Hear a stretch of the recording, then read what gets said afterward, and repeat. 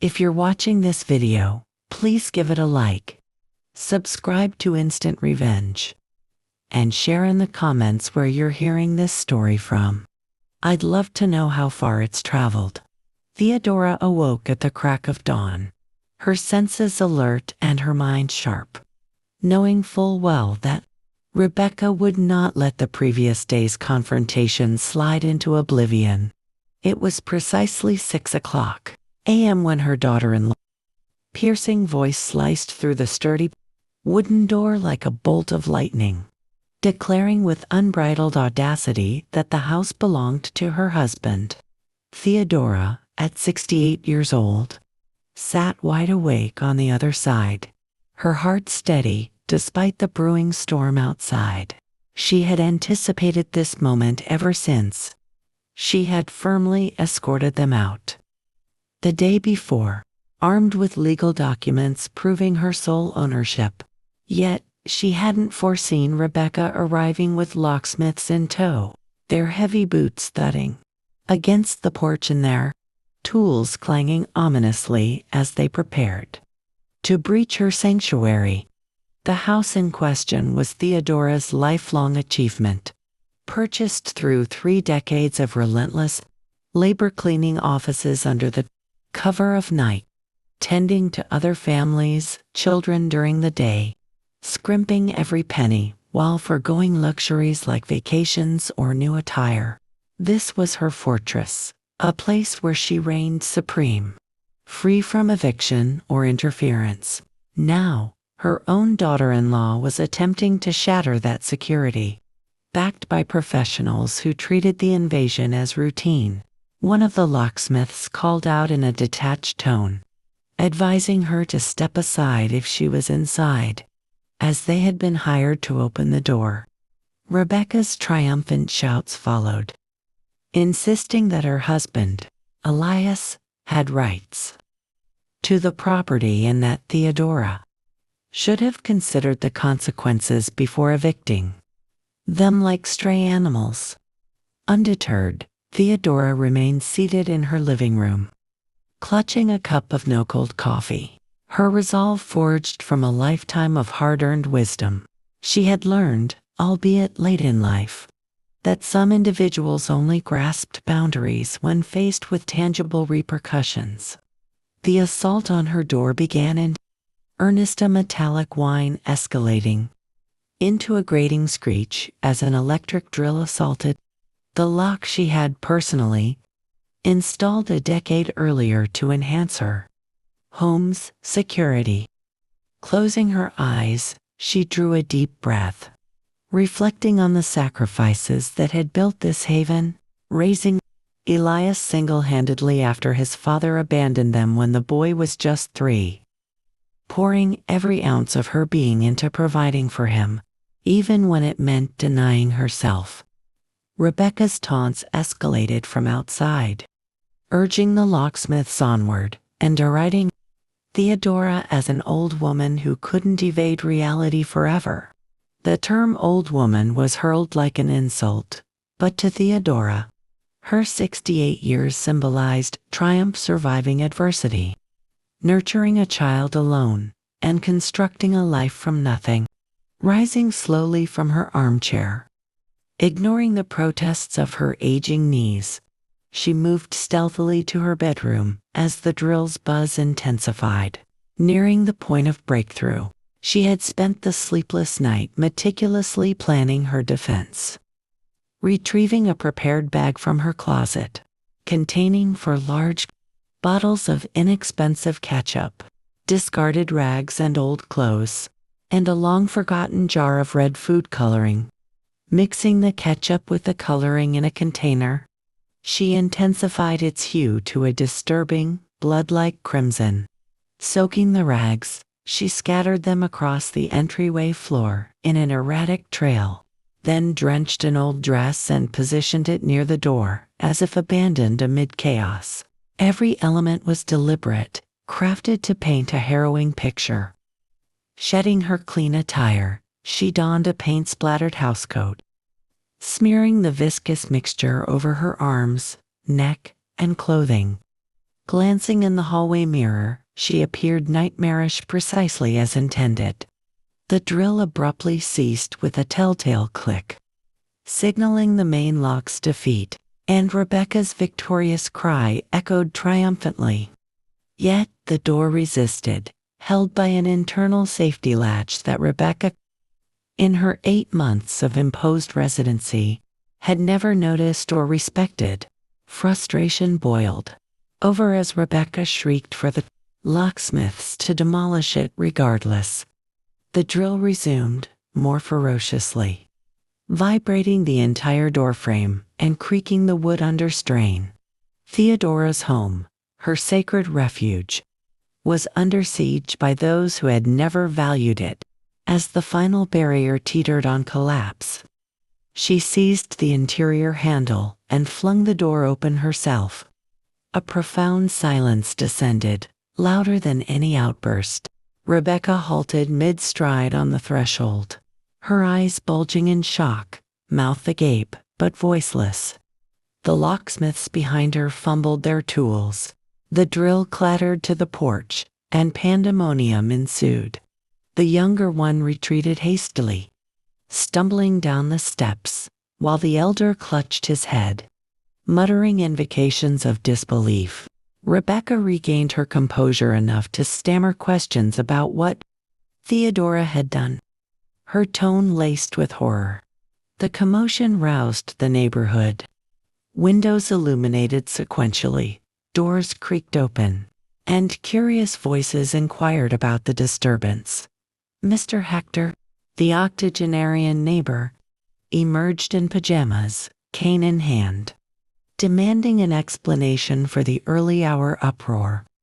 Rebecca, tears streaming, ACCUSED Theodora of madness and urged calls for police and medical aid.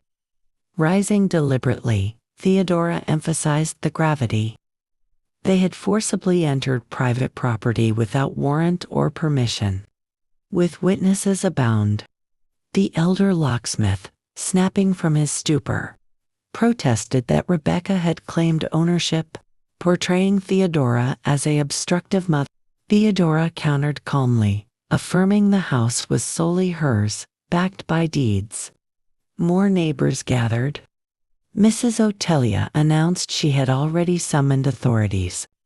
Rebecca, hysterical, insisted Theodora had self-inflicted harm to vilify her, labeling her demented.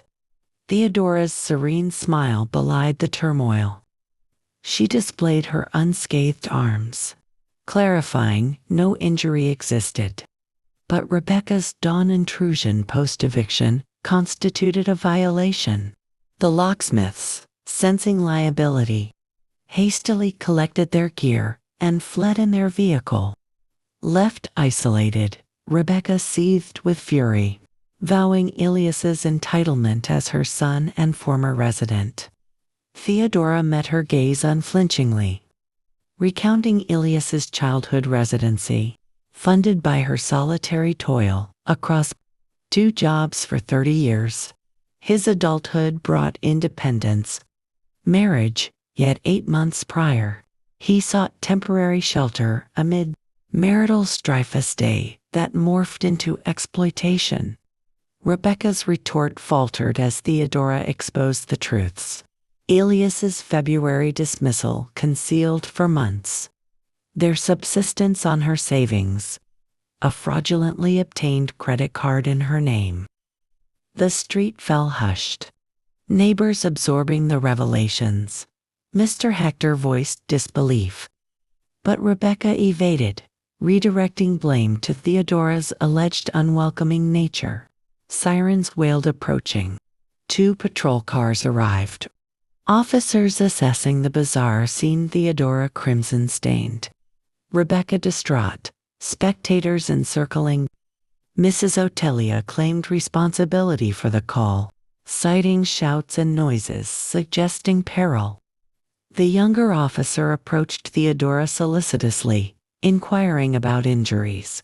She assured him the red was mere ketchup, a protective ruse.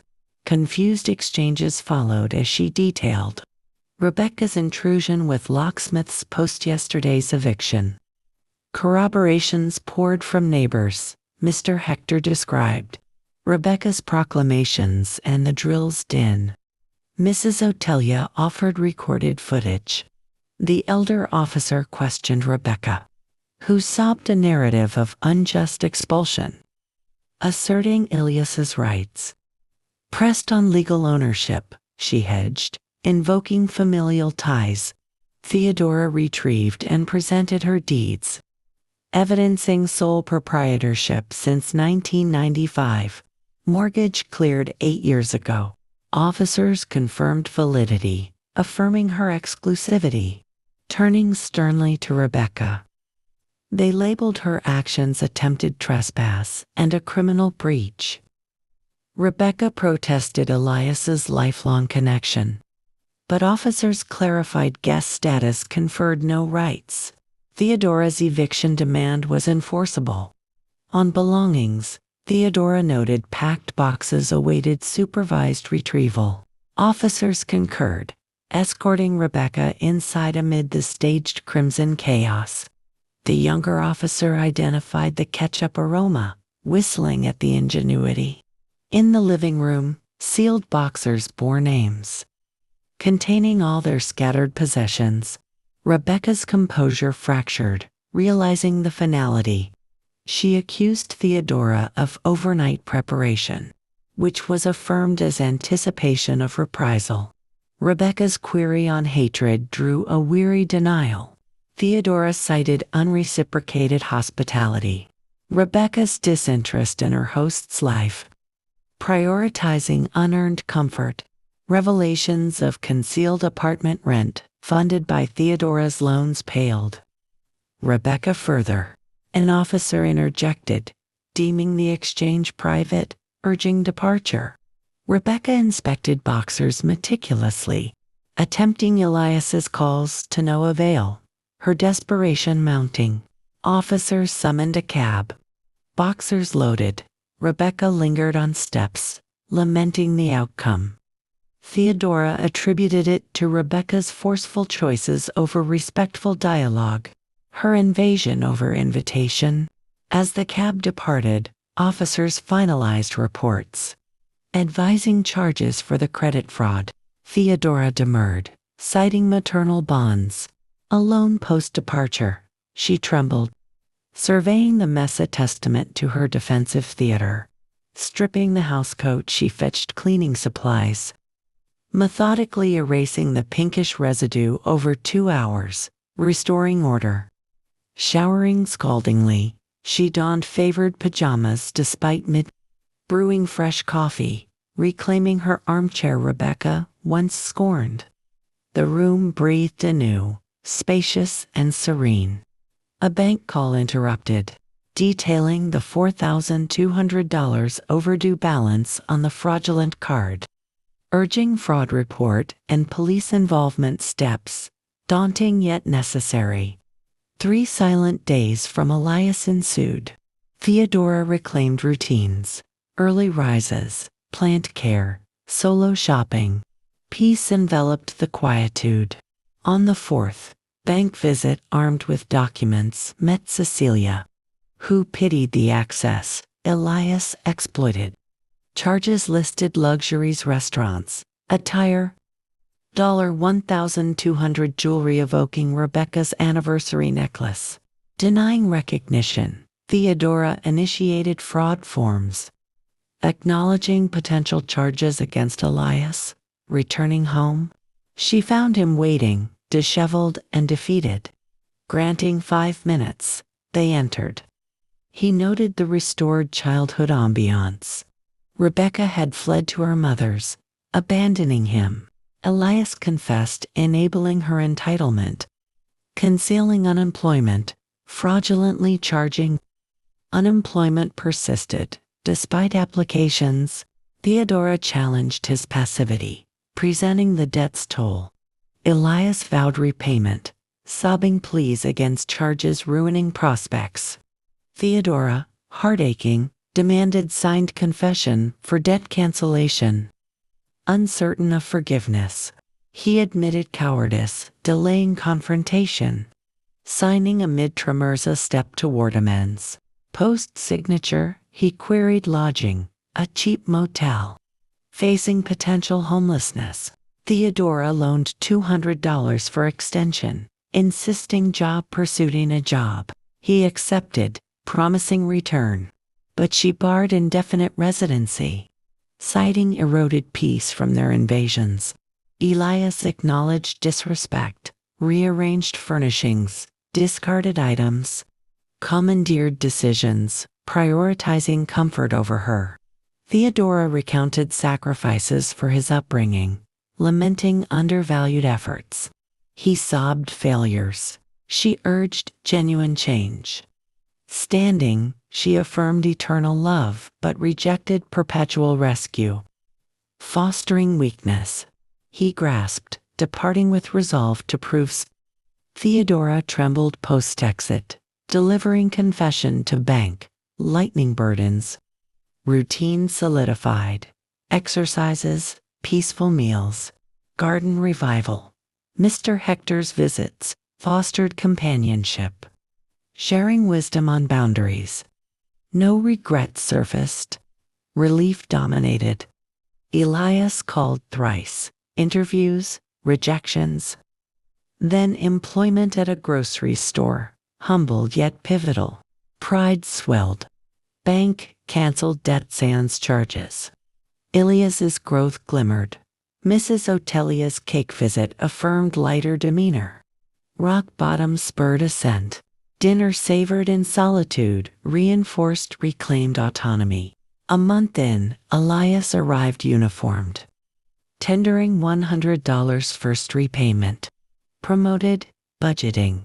He shared housing, employee perks. Rebecca pursued wealth elsewhere. Relief mingled sadness, lessons learned. He confessed, promising inheritance. Fueling desperation admissions of dependency. Conversation flowed. Co-workers, cooking, clarity sans manipulation. Departing hug conveyed unspoken mends. Money tin grew. Symbolizing effort. Mr. Hector's flowers and insights reinforced wisdom. Bank letter finalized clearance. Life transformed. 6 months later, garden blooming. Elias arrived, transformed, owned car, promotion, classes. $500 tendered. Budget detailed, independence evident. Classes challenged, yet fulfilled. Rebecca's exit liberated. Morning catch-up, ruse admired as clever defense. Casual talk rebuilt bonds on equality. Hug sealed forgiveness. Peace reigned. Night reflections celebrated reclaimed dignity value beyond utility. Home and serenity, love and support. At 68, Theodora embraced boundaries unyielding, life profoundly hers.